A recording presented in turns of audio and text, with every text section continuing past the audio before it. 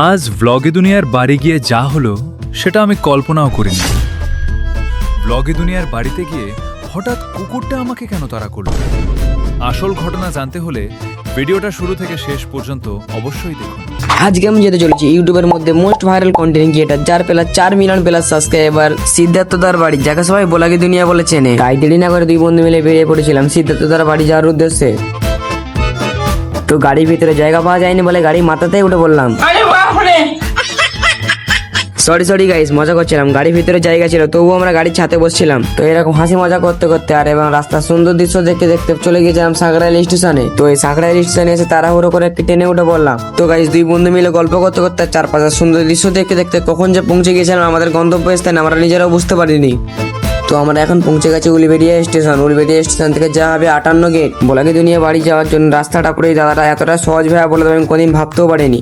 সত্যি বলতে দাদাটা খুবই ভালো। কারণ কেন বলছি ভালো, এই আধা ঘন্টা 1 ঘন্টা ধরে প্রায় রাস্তাটা খুঁজে পাচ্ছিলাম না। এই দাদাটা ভালোভাবে আধা ঘন্টা 1 ঘন্টা ধরে আমাকে রাস্তাটা ভালোভাবে বুঝিয়ে দিল। তো এই দাদাটা একটা পাড়ার নাম বললো, কি মাতালি পাড়া না কি বলে বেশ নাম। চলো ওই পাড়াটাকে অটো করে যাওয়া যায়। গাইস, ফাইনালি আমরা চলে এসেছি সেই ব্লগে দুনিয়া বাড়ির কাছে।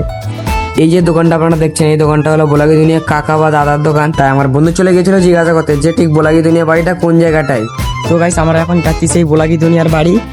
ব্লগে দুনিয়া বাড়ির রাস্তাটা আপনারা গেলাম, চারিদিকে শুধু অন্ধকার বলে কিছু বোঝা যাচ্ছে। অন্ধকার গাইস, চারিদিকে অন্ধকার, চারিদিকে খালি পানি আর পানি সব দিকে। এই পানির মধ্যে আমরা যাচ্ছি সেই ব্লগে দুনিয়ার বাড়ি। চলো তোমাদের ব্লগটা দেখানো যাক। গাইস, আমি এখন চলে এসেছি সেই ভাইরাল ইউটিউবারটার বাড়িতে। তো মিকুকে তো তোমরা দেখতেই পাচ্ছ। আর সেই ভাইরাল মিকু কুকুর, যাকে তোমরা ভিডিওতে ডেইলি দেখো। তো গাইস, দেখানো যাক। তো গাইস, ব্লগের দুনিয়া দাদা বাড়ির সামনে খানিকক্ষণ দাঁড়িয়ে থাকার পর ব্লগের দুনিয়া দাদার মা বললো তোমার দাঁড়াও খানিকক্ষণ পর ব্লগের দুনিয়া দাদা আসছে। আমাকে দেখলে প্রচুর খারাপ লাগে মোটামুটি দেখলেই। তো গাইস, কুকুরটার জন্য আমরা ভেতরে যেতে পারছি না এখন। কিছু বলবে তো গাইস, ফাইনালি ব্লগার দাদা দুনিয়ার সাথে দেখা করে নিলাম। ভালো আছেন তো? হ্যাঁ হ্যাঁ।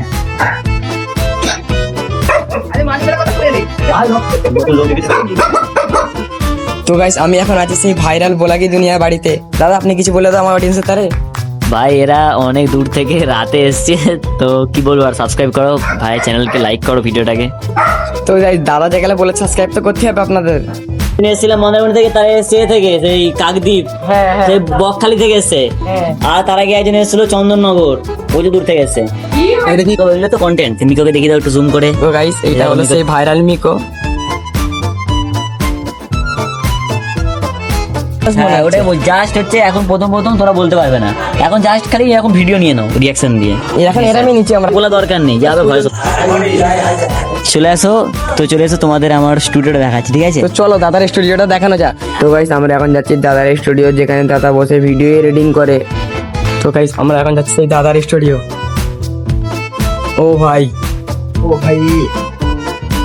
সব ইউটিউবারের স্বপ্ন এটা, যে হাতে একটা প্লে বাটন পাবে।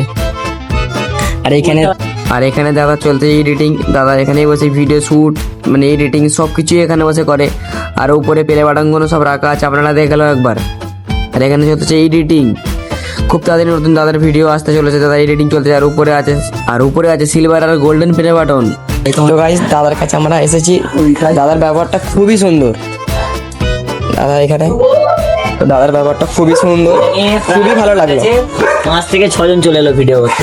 কজন? ওই সুজন বানানোর পর থেকে লাইন লেগে গেছে, একদিন এ আসছে একদিন সে আসছে, সবাই ভিডিও করো।